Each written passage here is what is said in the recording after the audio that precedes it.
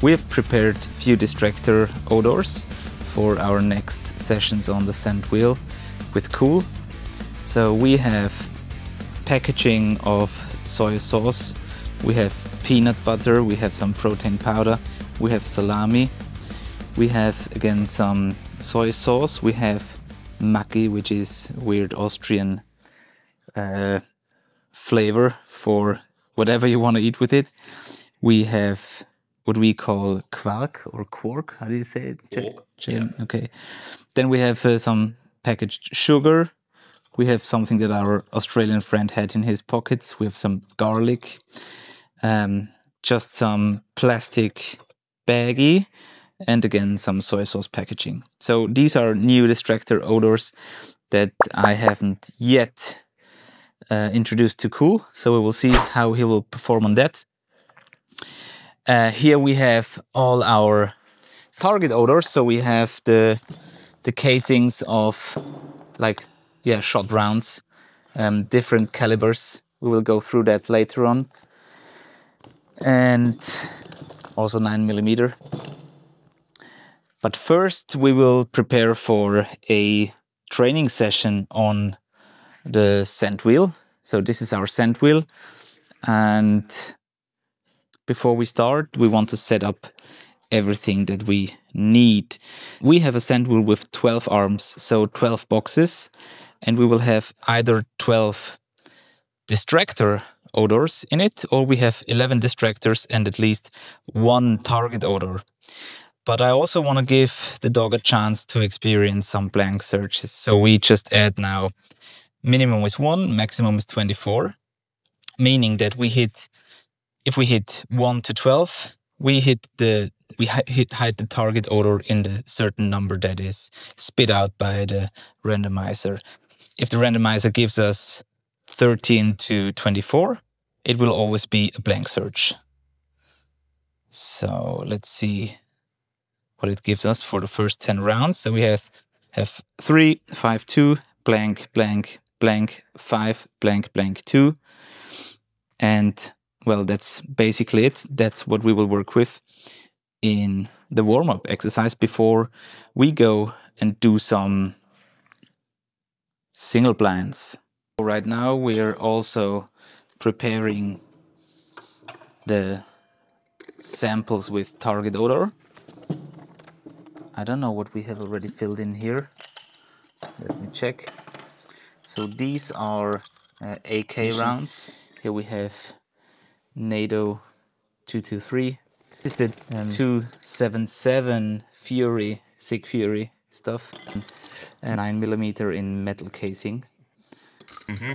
And of course we also hide weapon parts and full weapons, but in this case they won't fit into the boxes for our scent wheel, and that's why we work with the gunshot residues that are still on the casings, more or less. Here we have the distractors from before, ready to be put in the scent wheel, and Jalen has already prepared our plan with the randomizer. So we're ready for the training round. For Kool, he's also ready, so let's get started. This is number 1, and for now, for the training round, we do clear searches. Just stay there. I want to see if.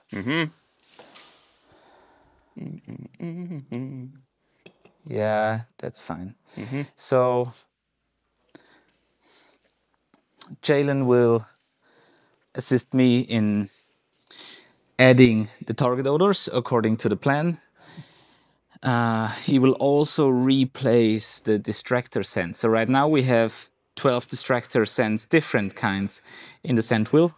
We still have 4 more to exchange because we don't want a dog that searches the new substance added or the new sample added. We want the dog that's searching for the targets on his target list. Right. So he will deal with new scents that have not been in the scent wheel before. So he can't just go for what's new. He really needs to check out if there's an odor that he should indicate. And this is mentally just tiring because he always has to discriminate again in each round. So I will reward him with just with dry kibble, just because I don't want him to become over-aroused. Since this is not a physical exhausting exercise, I don't need a ball or a toy to get him into a prey drive, hunting mode. Yeah, this is like working on a Sudoku, I think, for a dog. Yeah. So it's sitting still, checking. So we made sure that he had some physical exercises this morning. He could run in the garden, play with the other dogs. Yeah. All the basic needs are fulfilled. So now we can do some mentally challenging dog work. Yeah. Let's see if he takes the first one. Take.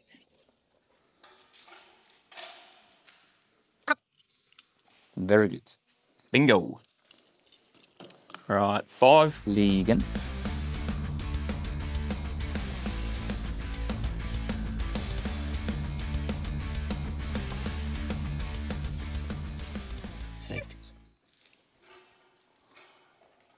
Come. Now he overran 5. So start him again.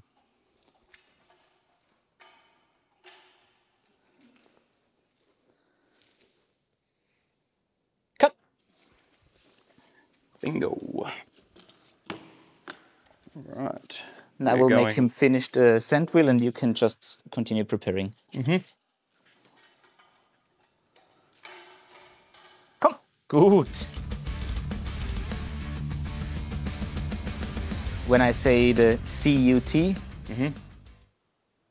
that's his secondary reinforcer for food from the handler. And actually I built at least 4 different kind and placement specific secondary reinforcements. So I have a different one for toy from the handler, then food from the handler. I have toy external and food external. Okay. So I will, because if you have a dog that you work with a clicker, for example, and click means reward everything and whatever is prepared, you might do an exercise like this, where the dog expects, let's say, food, or let's say the dog, the past few days the dog did work with toys, most likely. So each click was a toy, each click was a toy, each click was a toy. Now you move to the scent wheel, and even though the context is food reward, because I only do food with the scent wheel because I don't want them to be too much aroused, he hears the click. And now there's the question, does he associate it context specific with food or with toy from the past few days? Right. Or does the click create a cognitive reaction like, what will I get now? And that's what I don't want in a classical conditioning. So to avoid this thinking process and to keep the power in the classical conditioning of a reward announcement, I have the CUT for food from the handler.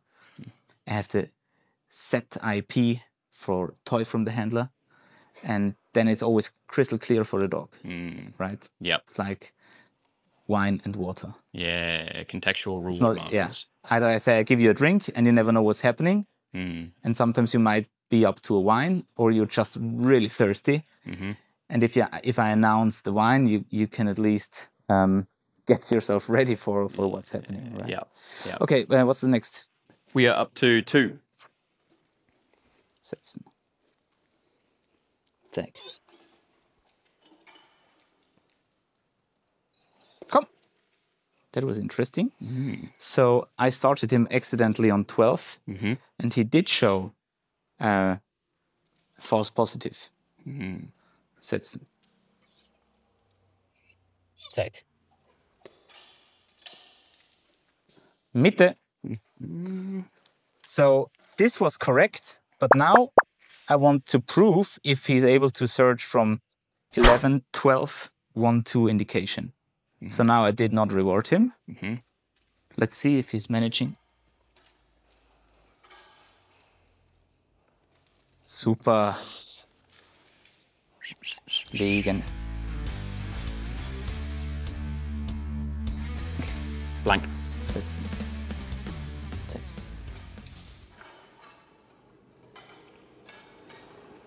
Komm. Super. Liegen. And so for this exercise, I don't need a high drive, super flashy dog. Yeah. Because this will cause problems.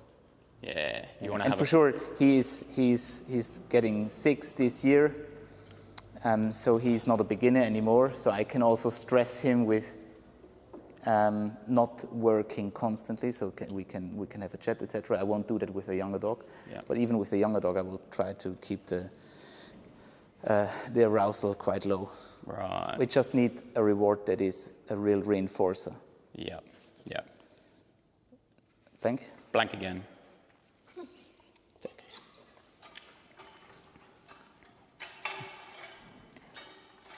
Komm. Nice. Liegen. So would you say as well that like keeping that arousal low, and like you said at the start where you use that little bit of food, like food obviously is attached to more like calm reinforcer. Food is also attached with like parasympathetic, like rest and digest nervous system. Yeah. So then you're trying to keep, Yeah. energy at that level. And like this will also with toys we can learn new behavior or teach new behavior. Mm-hmm. But for teaching something new, or also for testing something like this, I always just need a reinforcer that is more important than all the stimuli in the surrounding. Because if anything is more important in the surrounding, it competes with my reinforcer.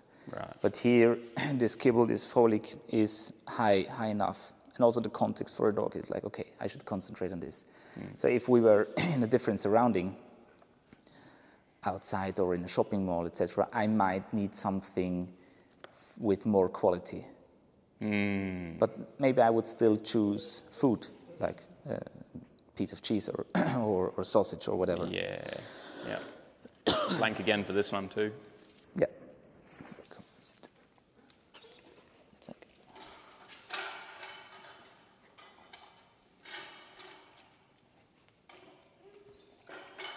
Come. Really good. Nice.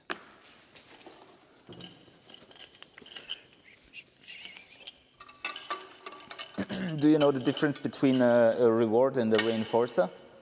Or have you thought about the difference? No.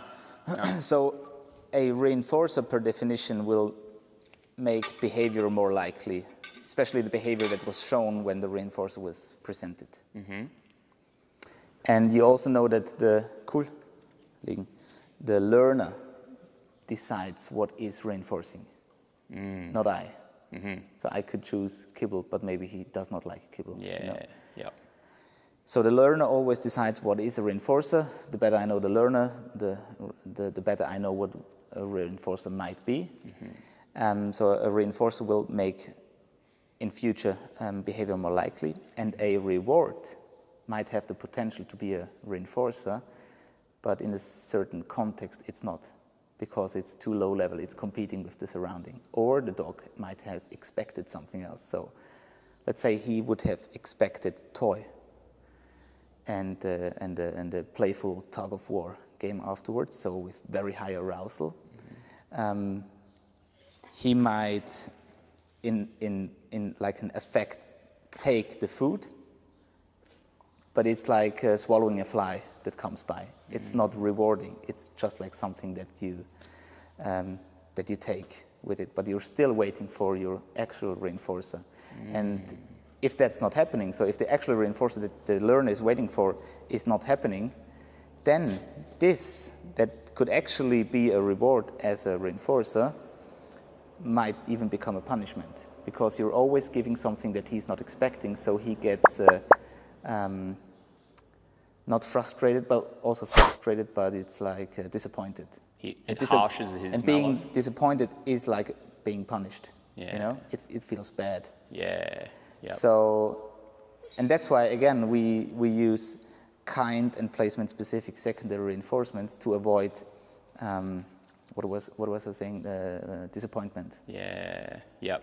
Yeah. So we always aim for reinforcers, and also like this is a reinforcer, maybe two pieces.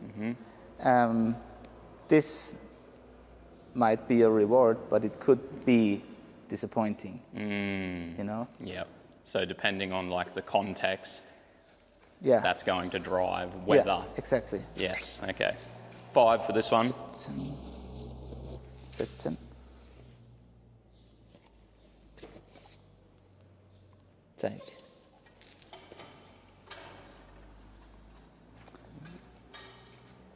Komm. Setzen. Again, he did not really put his nose in it. So I gave him a second try since we're still in the training search.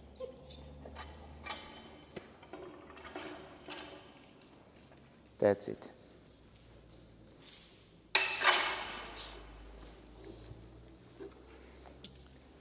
Yeah, that's interesting what you said there too. Like, I think I remember Stuart saying that he described it in the context of you wake up early in the morning, you go to have a drink of water, and then your roommate runs out of his bedroom and crash tackles you in the bedroom or in the living room. You're going to experience that as very punishing. But now, in this other context, you're on a football field, you run full tilt at someone, they smack you on the ground, you pop back up, good hit, and get you on the next one. Yeah, right. Yeah, that's exactly the same. And like training is all about expectancy. And what do I expect? And even this tackle on the football field might, or let's say on a rugby field, because that's more stylish, that might even be rewarding, because that's what you expect. Your full sympathicus or sympathy, how do you say in English, the parasympathicus and the the parasympathetic and the sympathetic nervous system. Cool. Yeah, so the sympathetic nervous system is like wants this pain, because that's what we're here for. It's part of the game. So where are we on? Blank on this one. Blank? Blank.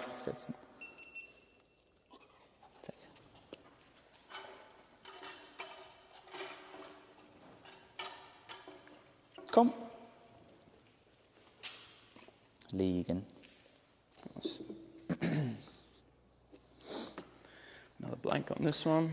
So one of my favorite quotes is, the fish needs to like the bait, not the fisher.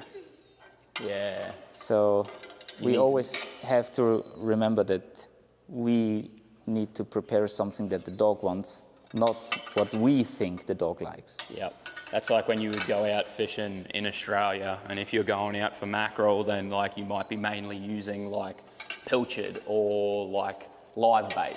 Okay. So something that's going to be more appealing to it. Whereas if you go out and you use squid, you're not going to be catching mackerel. You might be catching like some snapper or like some red-throat emperor or something like that. Blank again on this one.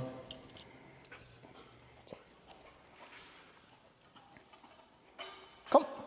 Good. Zack. Alrighty. Come. Good. Sweet. Liegen. So how many more do we have? This is our last one. Perfect. And we will do this one and then a real last one on 12. Okay. Come. Sit. Take. Cut. Super. Setzen. And then we'll do one last one. You said on 12? On 12.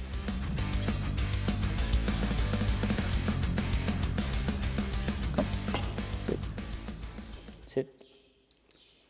Take. Come. Sitzen. Sitzen. Take.